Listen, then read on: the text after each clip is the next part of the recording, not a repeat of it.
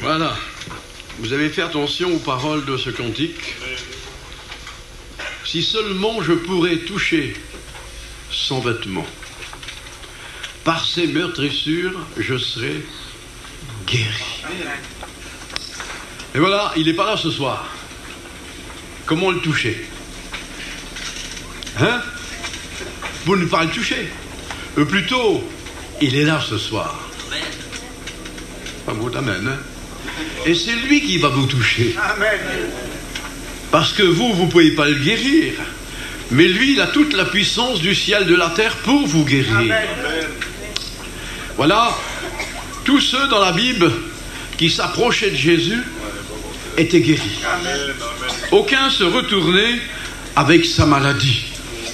Amen. Amen. Alors, pour introduire notre méditation, parce que on a besoin quand même que vous compreniez qu'est-ce que c'est la foi. Alors peut-être quelqu'un me dirait, mais il y a plusieurs sortes de foi. La véritable foi et la fausse foi. Il y en a qui croient et il y en a qui ont la foi. C'est pas pareil, hein. On croit et l'autre a la foi. On le verra ensemble tout à l'heure. Hein? Alors, on lit un texte dans la parole de Dieu qui se trouve dans l'évangile de Marc. J'ai pris ce texte pour vous, là. Et on lira à partir du chapitre 2, et c'est le verset 5. Évangile de Marc, chapitre 2, verset 5.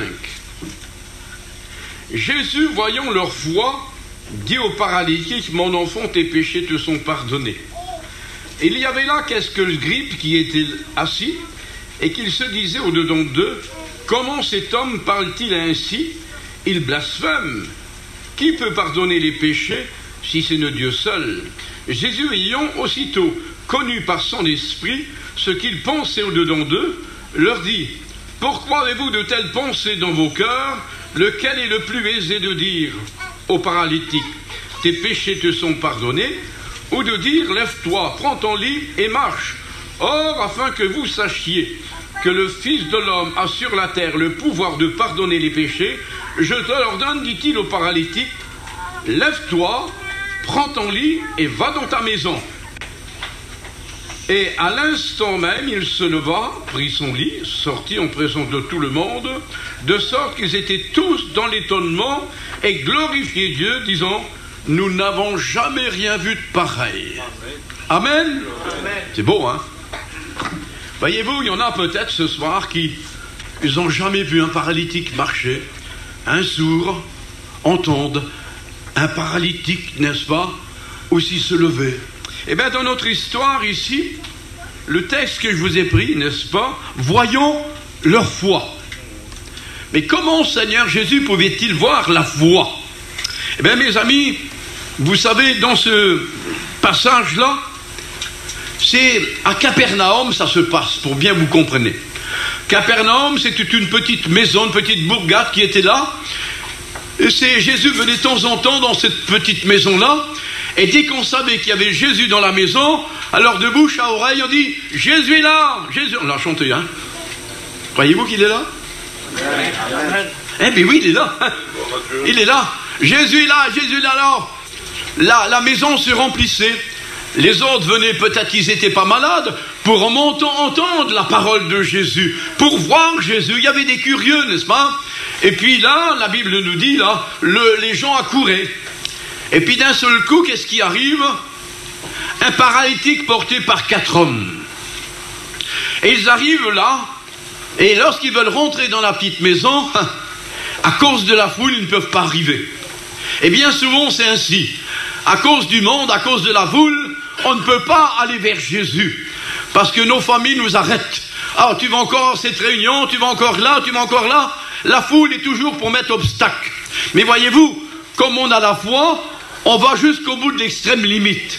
Comme ils n'ont pas pu apporter donc le paralytique sous les regards de Jésus, ils ne sont pas découragés. Ils veulent rentrer par ailleurs. La Bible dit qu'ils ont monté au-dessus de la maison, bien sûr.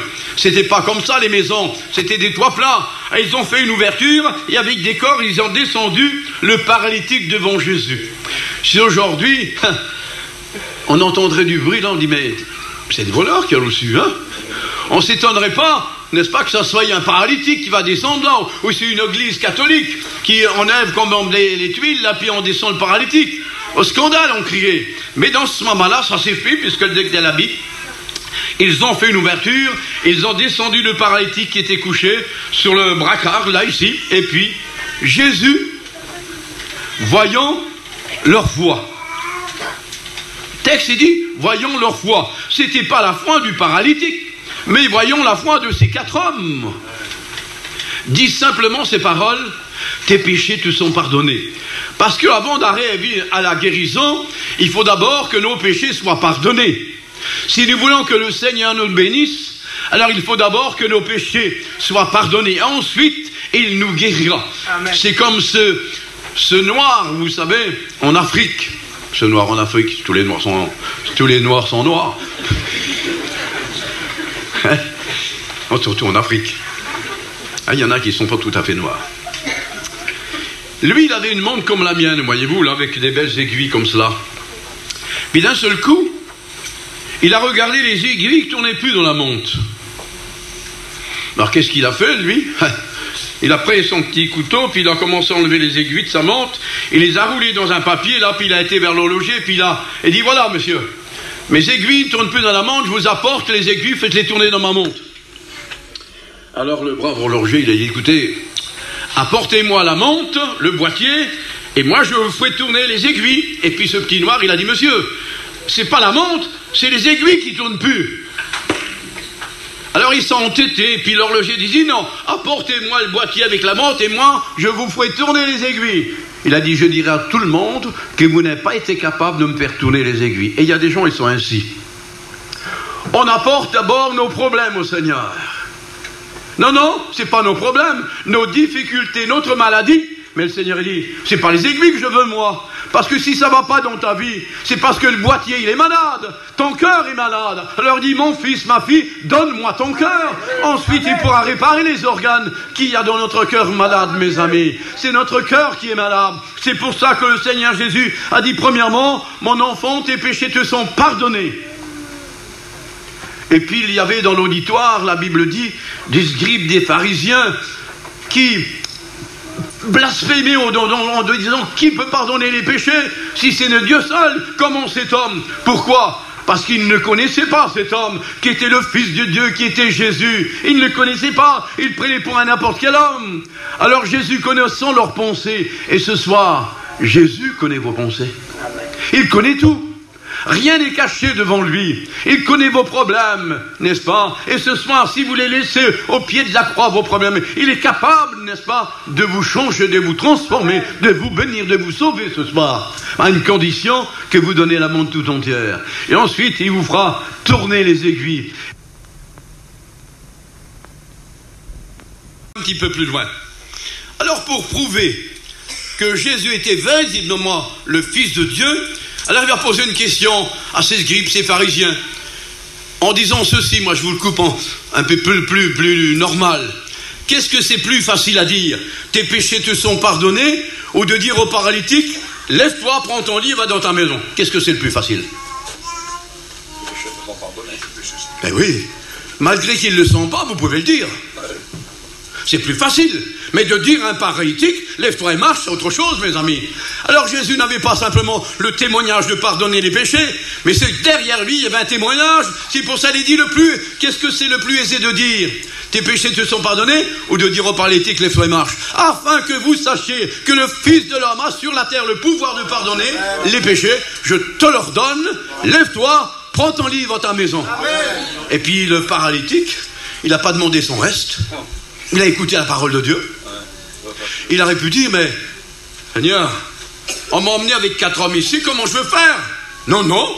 Comme Jésus lui dit, lève-toi, prends ton lit et va dans ta maison. Et voyez-vous, mes amis, comme on trouve le Seigneur, tout est changé. Il change tout. Si on fait bien attention au texte, la Bible dit ceci. Un paralytique porté par 4 hommes. Donc, lui était sur un lit que les 4 hommes portaient. On l'emmène devant Jésus. Jésus fait le miracle, Et c'est le paralytique qui prend le lit après lui, puis il s'en va. Quel miracle! Tout a changé. Comment on rencontre le Christ, le véritable Seigneur des Seigneurs et de gloire, le Roi des Rois et le Seigneur des Seigneurs. Voilà, je mets la Bible là. Alors mes amis, ce soir, je vous ai dit tout à l'heure, des moments on croit, et puis l'autre a la foi. Qu'est-ce qui est plus facile, de croire ou avoir la foi? Il y en a, moi je crois. Vous savez ce que dit la Bible? Les démons aussi croient, mais ils en tremblent. Un démon ne peut pas avoir la foi. Quand dit que le chrétien, c'est par la foi que vous êtes sauvés, par le moyen, n'est-ce pas? Le salut, par la foi. Est-ce que vous êtes sauvés ce soir, vous les chrétiens? Vous en êtes sûr? Levez la main que je voie. Qui est sauvé ce soir? Vous êtes sauvés. Mais est-ce que vous êtes réellement sauvés? Vous le savez? Vous le croyez? Mais je ne vois pas que vous êtes sauvés. Vous n'êtes pas encore en haut. Vous n'êtes pas encore en haut. Et c'est ça la foi, mes amis. C'est ça la foi. On croit. Mais nous marchons par la foi à notre but. Parce que la Bible dit que lui est allé nous préparer une place. On croit, pourquoi? Parce que nous avons obéi à la parole de Dieu. Parce que nous croyons. Et c'est ferme, une ferme assurance. Nous croyons aux promesses de Dieu. Alléluia. Alors, on va aller un petit peu plus loin, si vous voulez bien. J'ai marqué quelques versets de la Bible. Je voudrais essayer ce soir de vous créer un petit peu de foi. Amen. J'ai pris quelques textes dans la Bible, si vous voulez les marquer dans votre Bible. Dans la Genèse, chapitre 18, verset 4. Il y a-t-il quelque chose qui soit trop difficile que Dieu ne puisse pas faire? Y a-t-il des choses que Dieu ne puisse pas faire? Jérémie répond, chapitre 32, verset 17, rien n'est étonnant de sa part. Rien n'est étonnant de sa part. Et voyez-vous, si j'aurais un poids de 50 kilos là, et je dirais qu'un chien, lève-moi ce poids-là, je viendrai là, c'est facile. Mais si je dirais à un enfant de 8 ans, lève le poids de 50 kilos, et ça serait un miracle. Parce qu'un enfant de 8 ans, lever 50 kilos, c'est impossible. Et s'il lève, c'est un miracle, mes amis. Eh bien, ce soir, nous avons le Dieu de miracles. Amen. Écoutez bien ce que dit encore dans Matthieu 19, 26. Tout est possible à Dieu. Et tout est possible à celui qui croit. Rien n'est impossible à Dieu. Alors comment faire pour croire, mes amis? C'est très simple. C'est très simple. Le plus simple possible, qu'est-ce qu'il a dit le frère dans son témoignage? Le plus simple possible, écoutez bien. C'était lundi, j'étais parti à Marseille. Et puis de Marseille, on était à Toulon. Et puis d'un seul coup, en arrivant à Marseille, la jambe là, elle est coincée. Je dis, Seigneur, comment je vais faire? Je ne peux plus sortir de l'auto. Alors, tout doucement, j'ai pris là, puis j'ai sorti de la voiture, puis je ne pouvais plus marcher, Remardi, je reviens, et pour reconduire encore, alors je disais à mon fils qu'il avait le camion devant moi avec la voiture, arrête-toi, je ne peux plus embrayer, c'est impossible. Alors, je ne sais pas combien de fois on s'est arrêté, on arrive là le soir. Je dis, comment je vais faire? Mercredi, j'ai la réunion là-bas à faire. Ici, j'ai 3 jours de mission. Comment je vais faire? Je dis, Seigneur. Alors, j'ai prié Dieu. Et j'ai chassé la maladie. Et je me suis couché. Et dans la nuit, je me suis réveillé. J'ai fait ça. Plus rien. Gloire à Dieu. C'est ça la foi. Je crois. Je demande et je crois. Alors, qu'est-ce que c'est la foi? Autre chose. Par exemple, ceux qui sont malades, là, vous allez vous lever. Si je prie ce soir pour vous, croyez-vous que vous allez être guéris? Et si je prie demain encore pour vous, croyez-vous que vous allez être guéris? Qui va venir ce soir? Les malades. Levez votre main que je vois les malades qui y a ce soir. Oh, il n'y en a pas beaucoup. Pas beaucoup de malades. Ah. Montbourguet, il y en avait 5. Il y en a 3 qui ont été guéris. 5. 3. Au mois d'octobre, j'étais parti en Italie pour une mission qu'on avait là-bas, parce que 43 ans je m'occupe de l'Italie. Et donc, j'ai apporté un message sur aussi la foi. Qu'est-ce que c'est la foi? Et ces Sinti là-bas, ces Gitans là-bas, c'était des hommes de foi. Eh oui, des femmes de foi. Et comme je suis arrivé là-bas, j'ai salué un serviteur, puis je dis bonjour mon frère, alors ça va? Il dit mon frère, ça va pas du tout. Mais qu'est-ce qu'il y a? Ma femme est allongée là, elle est malade. Attends, on va prier pour elle. Alors j'y étais, j'y ai parlé du Seigneur, j'ai crié la foi dans son cœur, je dis je prie pour toi, tu te lèves. Prie pour toi, c'est parti. Il y avait un serviteur aussi, Lanco, il connaît bien le frère là. Il dit mon frère, je t'ai invité chez moi. J'ai 42 fièvres, je ne pourrais pas manger avec vous. C'est rien mon frère, 5 minutes, on prie pour toi. On a prié pour lui, certainement il était délié. On nous fait appeler. Il y avait un vieux giton qui était là, 90 ans. Il se plaignait du démon là, dans le ventre. Sa fille inconvertie, lui inconverti. Il dit, vous les alléluia, vous avez venir prier pour nous. Alors on a été, je lui ai parlé de la parole de Dieu avec le frère Lanco. Et puis il a accepté le Christ, il a demandé pardon pour ses péchés. Je dis maintenant on va prier pour toi. Et puis comme on a prié pour lui, aussitôt, même pas qu'on avait fini, je lui ai dit maintenant j'en suis sûr, tu n'as plus de douleur, tu es guéri. Mais c'est lui qui me l'a dit avant. C'est fini, regardez, moi j'ai plus rien. C'est ça la foi. Et j'en suis sûr que vous avez la foi. Peut-être quelqu'un dit, mais oui, moi j'ai peut-être pas la foi comme ça. Écoutez-moi. Je ne sais pas, il y a des chrétiens de Pentecôte, hein. Vous savez, les chrétiens de Pentecôte. On dit c'est les chrétiens qui ont plus de foi. Je ne sais pas si c'est la foi ou les foi. Je vais vous raconter une petite histoire sur la foi. Ça se passait en Amérique, parce que toutes les grandes choses, c'est en Amérique. Un homme avait mis sur les chutes du Niagara un câble. Et puis il avait parlé à la télévision, sur les journaux, tel jour à telle heure, je vais passer avec une brouette sous le câble. Le jour est venu, il a passé premièrement avec un bâton, et puis avec les haut-parleurs, il y avait des milliers de personnes, et des baptistes, des pentecôtistes, il y avait de toutes sortes de religions. Et puis à chaque fois que l'acrobate qui disait « Croyez-vous que je vais faire plus fort ?» Il disait « On le croit !» Alors il dit « Maintenant je vais faire plus fort, je vais passer avec une brouette sur le câble. Est-ce que vous le croyez ?» Ils ont dit « Oui, on le croit !» Il a passé avec la brouette. « Maintenant je vais faire plus fort, je vais maintenant passer avec la brouette avec quelqu'un dedans. Vous croyez que je vais le faire ?» Il a dit « Oui, on le croit !» Qui monte dans la brouette. Ah oui, croyez.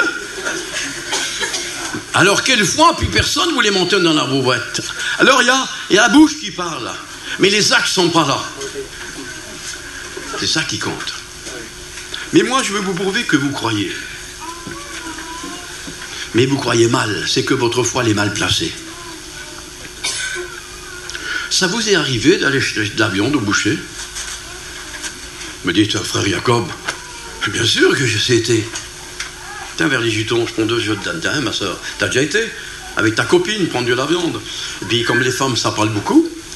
Pendant que le boucher coupait, madame, 1 kilo de côtelettes, l'autre un bistec, et puis on a coupé cela, et puis on discute comme ça. Et puis voilà, madame, voilà, on prend le bistec dans le papier, on le met dans le cornet, on n'a même pas regardé ce qu'il nous a coupé. On a à la fois, dans le boucher, ce qu'on a demandé nous l'a donné. Cette meuf-là mettait dans le Seigneur. Je crois, on est plus sûr, plus d'assurance dans le Seigneur que dans le boucher.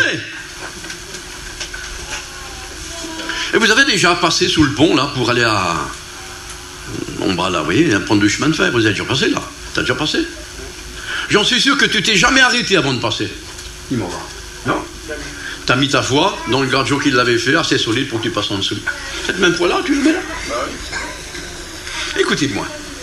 Si vous avez un enfant qui est malade, vous allez au docteur. Le docteur, il dit, oh, il a telle maladie, voilà l'ordonnance, 3 boîtes de piqûres comme ça, 2 cachets comme ça, un aspirine, voilà. Vous prenez ce papier-là, vous allez donc au pharmacien, on vous donne tous les médicaments. Une seule seconde, vous ne doutez pas, quand vous a donné de la poison, vous croyez ce qu'on vous a dit. Vous croyez que, par exemple, en faisant les piqûres, votre enfant va être guéri. Alors, on ne croit pas qu'il y a de la poison, non? Alors, on fait la piqûre, et puis ça réagit. Eh bien, cette même foi-là, mettez-la dans le Seigneur, il n'y aura pas besoin de piqûre. Ce soir, il vous faudrait peut-être une piqûre de foi, à seule fin que vous bougez. Un jour que j'étais en Italie, je connaissais un pasteur et sa femme depuis plus de 30 ans. J'arrive là, je vois sa femme avec un gros ventre comme ça.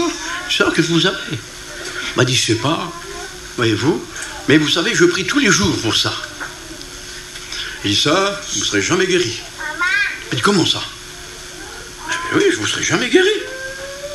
Vous m'avez dit que vous priez tous les jours pour ça. Je dis, si le Seigneur vous guérit, vous allez rendre témoignage. Mais bien sûr.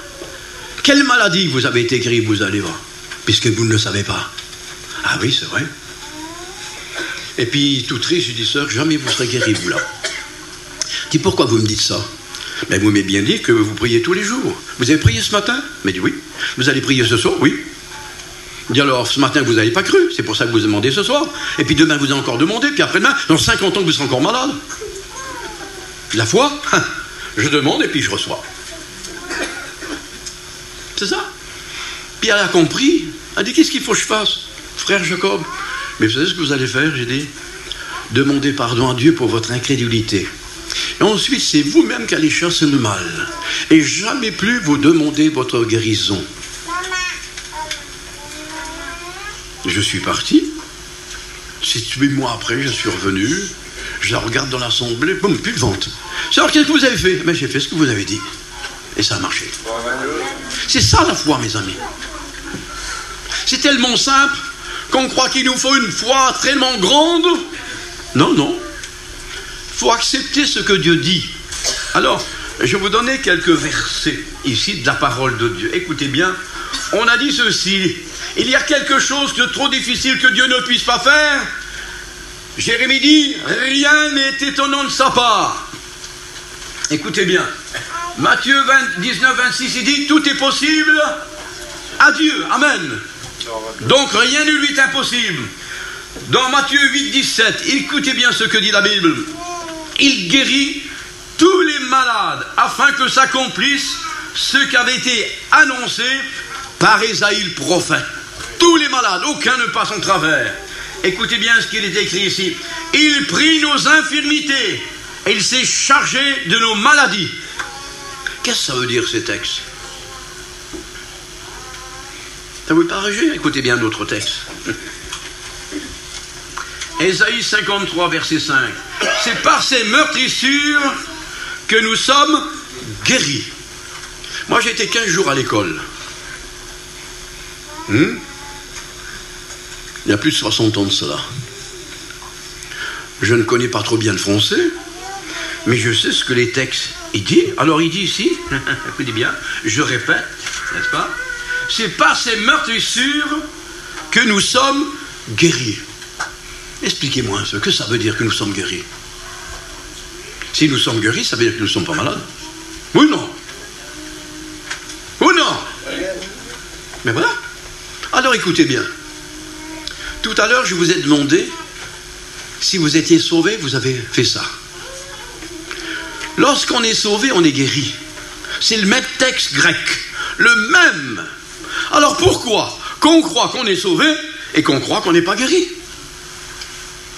Lorsqu'on coupe une fleur, aussitôt qu'elle est coupée de sa racine, elle commence à mourir. Vous avez compris? C'est ça. Ce que dit la Bible dit que le monde entier vit sous l'empire du diable. Le monde entier. La Bible dit que Satan a mis le venin dans chaque personne. Ça veut dire que l'enfant qui naît aujourd'hui, il est déjà en route pour la mort.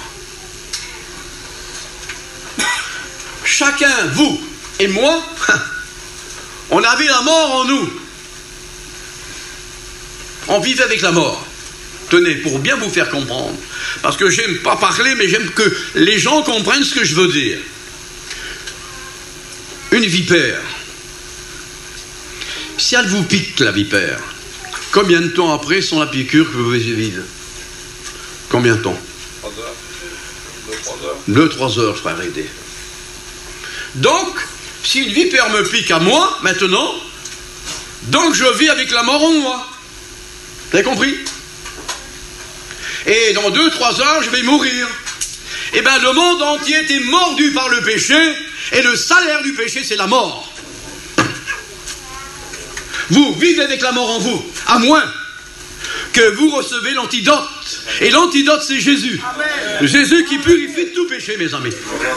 Gloire à Dieu. Et Jésus qui nous rallonge la vie. La Bible dit pourquoi y en a-t-il qui meurent avant leur temps?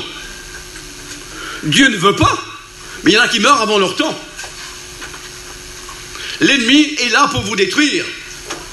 Il vient vous apporter la maladie et vous apporter le doute. Mais Jésus vous apporte la foi, l'assurance, parce que ses promesses sont oui et amen. Alors il dit, c'est par ces meurtrissures que nous sommes guéris. Je disais l'autre jour, c'était hier l'autre jour, que je suis venu au Seigneur parce que ma femme avait été guérie. Elle était malade pulmonaire, il y a 5 années, 37 kilos. Vous savez, je prêche la guérison et j'en suis sûr de toute la guérison parce que ma famille, c'est un fleuve de miracles. J'ai été guéri, moi, en 3 jours. Contagieux à l'hôpital. Pulmonaire, contagieux. Mais j'ai cru. Le dossier était là, du professeur. Je rentre à l'hôpital. Ils me refont des autres analyses. Je dis, monsieur, dans 3 jours, je sors. Ils ont dit, ça va pas. Ils disent, ça va pas, monsieur. Très bien, ça va. Mais il y en a un autre dans 3 jours. Et dans 3 jours, je suis sorti. Il n'y avait plus rien. C'est Dieu de miracle. Mon fils, qu'il avait 3 heures à vivre, bronchopulmonie. Le docteur est venu constater 3 heures à vivre. Pour rentrer d'urgence à l'hôpital. Pendant qu'il sculptait, j'ai descendu dehors de la caravane. Je suis rentré, je dis, ma femme dit, rentre pas à l'hôpital. J'ai prié, il n'y aura plus rien. Il n'y avait plus rien. Et puis les autres garçons, puis les autres filles. J'ai un fils qui est épileptique. C'est le premier. Enoch. Vous connaissez, hein? Piétique. Comme j'ai vu que ma femme était guérie, j'étais dans un champ, j'ai prié. J'ai demandé à Dieu. J'ai vu personne, non? Je l'avais guéri. Et mon ministère c'est ainsi. Les dernières encore dans ma famille, c'est 2 jumelles. 2 jumelles nées handicapées moteur à Lyon. Ils sont nés à 6 mois. Ils étaient branchés partout. Tu le sais, ils sont branchés partout. Tous les 2, j'ai encore des photos comme cela, condamnés par la médecine. Ils les avaient pris, on les a mis dans une maison handicapée. Ma fille a vu ça, elle a dit on n'en laisse pas. Alors, il fallait qu'on se fasse sur un terrain puis que ça soit branché. On était vers là-bas en Savoie. Puis Dieu me dit, prie pour eux. J'ai prié pour eux, j'ai rien dit. Le lendemain, mon gendre, il a téléphoné à l'hôpital, il a dit, madame, je vous emmène mes 2 jumelles. Mais il y a combien de temps ils prennent plus de crise? Madame, tous les jours, ils en prennent 4-5. Non, c'est 8 jours sans crise. Alors on ne les prend pas. Lui, il a dit, je les emmène. On ne les prend pas, ils les emmène. Il les a emmenés. Ils ont gardé 2 jours. Il m'a téléphoné. D'accord, tu sais ce qui s'est passé? J'ai dit, oui, je sais, ils sont guéris. Voilà. C'est très simple. Vous les voyez maintenant, là. Vous savez ce qu'ils m'ont dit, là? Pas à moi, ils m'ont dit à ma femme, ils ont téléphoné. Parce qu'ils sont à Nice. Ils dit, mamie, on a vu la vague, là. Puis ça nous a fait peur, hein. Le Seigneur, il va bientôt venir. J'avais commandé un ordinateur à mon père.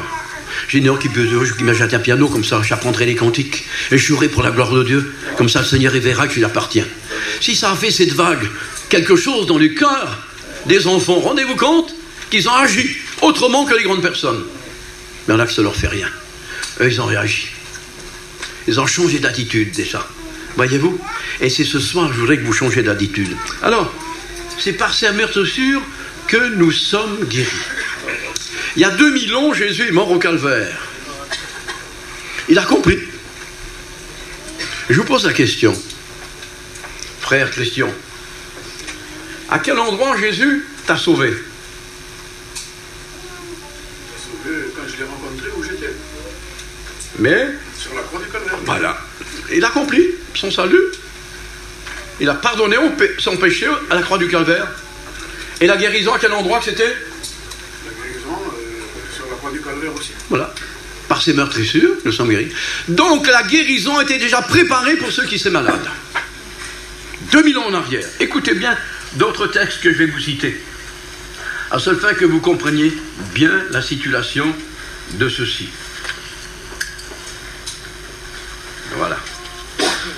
Dans le psaume 103, verset 3, c'est lui qui pardonne toutes tes iniquités et qui te guérit de toutes tes maladies. Jean 14, 13, il dit, tout ce que vous demanderez en mon nom, je le ferai peut-être. C'est ça? Alors, tout ce que vous demanderez en mon nom, je le ferai. Ça veut dire que ce soir, quelle que soit votre maladie, quels que soient vos problèmes, il l'a fait. Écoutez ce texte que je vous donne encore ici. C'est ce texte, comme Enoch était épileptique, on m'avait donné un petit Nouveau Testament comme ça, bleu, et puis je le prends comme cela. Puis je l'ouvre à ce Évangile de Marc, chapitre 11, verset 24. Je l'ouvre. Et c'est marqué ici, tout ce que vous demandez en priant, croyez d'abord que vous l'avez reçu. Et ensuite, vous le verrez s'accomplir. J'ai dit à ma femme, mais c'est pour nous. Regarde. On a dit, Seigneur, merci. C'était fini. C'était guéri. Voilà, mes amis, le miracle. La Bible dit ceci. Lui, il a pris nos péchés. Il s'est chargé de nos péchés et il a pris notre maladie. Qu'est-ce que ça veut dire? Il a pris notre péché, alors vous y croyez qu'il a pris votre péché. Mais votre maladie, vous n'y croyez pas, alors. Ah, mes frères Jacob, vous savez, comme tu as une douleur là, comme tu as mal ici, et justement, le chrétien, il marche par la foi. Voyez-vous? Et c'est ça la foi, mes amis, de croire. À croire quoi? Qu'on est sauvé, et puis c'est le même texte, puisqu'il a pris notre maladie au calvaire. Comment on peut savoir qu'il a pris nos péchés, et puis pas notre maladie? La Bible dit qu'il les a pris. C'est lui qui les a pris. Alors comment on va marcher? Par la vue ou par la foi? C'est ce que dit ici, n'est-ce pas? Il a pris nos infirmités. Et il s'est chargé de nos maladies. Comme j'ai prêché ça à Rome, là, vous savez, c'est pour bien faire comprendre, parce que les gitans ont fait des images pour leur faire comprendre. J'avais pris des sacs en plastique comme ça, deux. J'avais rempli de briques. Sur chaque sac, j'avais mis ce verset-là. Il a pris nos péchés et il s'est chargé de nos maladies. Chaque. Et puis j'ai dit au frère qui était à l'entrée de la tente, tu mettras le petit sac sur le dos de ta fille qu'elle avancera. Et puis au moment que je prêchais, elle est venue. Moi je suis descendu en bas des strates, j'ai pris le sac et je l'ai mis sur moi. Je déchargeais la petite fille. C'était tout lourd, belle. Peut-être 15 kilos de briques. Et je l'ai porté avec le verset biblique. Et c'est ce qui s'est passé au calvaire. Il a pris mon péché. Il m'a déchargé à moi. La petite fille, c'était difficile de marcher avec 15 kilos. Et le péché, c'est lui qui nous tient, c'est difficile de marcher avec le poids de notre péché. Mais lorsqu'on est pardonné, qu'on est lavé, c'est difficile. Et la Bible dit ici également, il s'est chargé de nos maladies. Il s'en est chargé aussi. Des moments qu'il les a pris, on n'a pu plus les porter. Le diable vous fait porter ce que Jésus a porté. Et vous croyez plus au diable qu'au Seigneur Jésus-Christ. C'est pas possible. Comment ça se fait? Le diable vous tient dans la maladie. Et vous fait porter ce que Christ a porté. Si le diable vous dirait, mais tu portes encore ton péché, puis t'es perdu, vous allez le croire, non? Christ les a pris au calvaire. Et si vous dites maintenant, la maladie, vous la portez, mais Christ l'a porté, ma maladie, je ne dois plus la porter. Il a pris mes infirmités et il s'est chargé de ma maladie. Il n'y en a plus. C'est simplement de savoir cela. Alors je ne vais pas m'étendre, voyez-vous, il y a encore d'autres textes à dire, mais le temps est venu pour qu'on prie pour vous. Voyez-vous, l'heure a tourné. Je vous en ai dit assez pour que ce soir vous soyez guéris. Alors, Amen.